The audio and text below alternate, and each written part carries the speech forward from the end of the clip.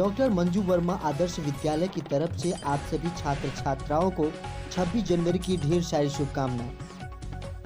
आदर्श विद्यालय में क्या क्या व्यवस्थाएं हैं, इसी को लेकर के यहाँ के प्रधानाचार्य से बातचीत किया गया।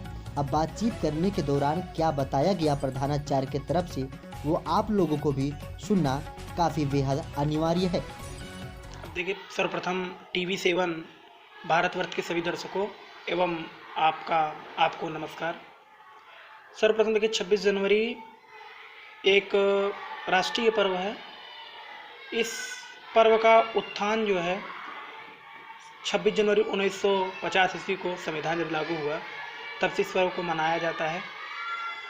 और इस पर्व को हमारे लिए और हमारे छात्रों के लिए या समस्त भारतवासियों के लिए सबसे ज़्यादा महत्व इसलिए बढ़ जाता है क्योंकि इसी पर्व के दिन ही संविधान लागू किया गया था।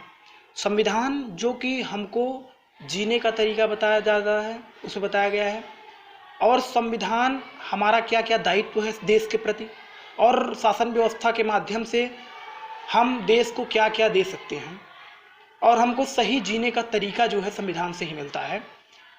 हम सबसे ज़्यादा गौरवान्वित और अपने आप को भाग्यशाली समझते हैं कि जिस महापुरुष का हम लोगों पर छत्र छाया है, पंडित सुभाष चंद्र तिवारी, अधिवक्ता उच्च न्यायालय, वो एक बहुत ही अच्छे और महान व्यक्ति हैं।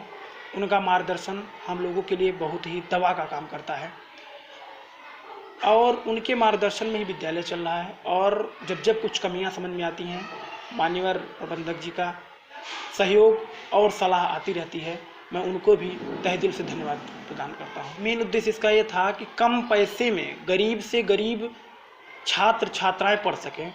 हमने इसका पूरी तरह से ध्यान रखते हुए अनादर यहाँ के जितने भी विद्यालय हैं क्षेत्र के, सबसे कम फीस रख के और बच्चों को सही शिक्षा देने का प्रयास किया है। और हम सभी आपके टीवी भारतवर्ष के माध्यम से सभी विद्यालय के प्रधानाचार्य और प्रबंधकों से मैं केवल एक ही चीज़ कहूँगा कि शिक्षा को व्यापार न बनाया जाए। शिक्षा कम मात्रा में, कम पैसे में अत्यधिक दी जाए, क्योंकि हम केवल पैसा कमाने का मार्ग ये नहीं चुन सकते कि शिक्षा एक पैसा कमाने का मार्ग है। हमारा एक दायित्व ये भी है कि कम शिक्षा में भारतवर्ष को आगे बढ़ाना है, इसलिए हमको कम से कम पैसे में अच्छी से अच्छी शिक्षा देनी है, जिससे हमारा भारतवर्ष आगे जाए, हम आगे जाएँ और हमारा नाम आगे चले।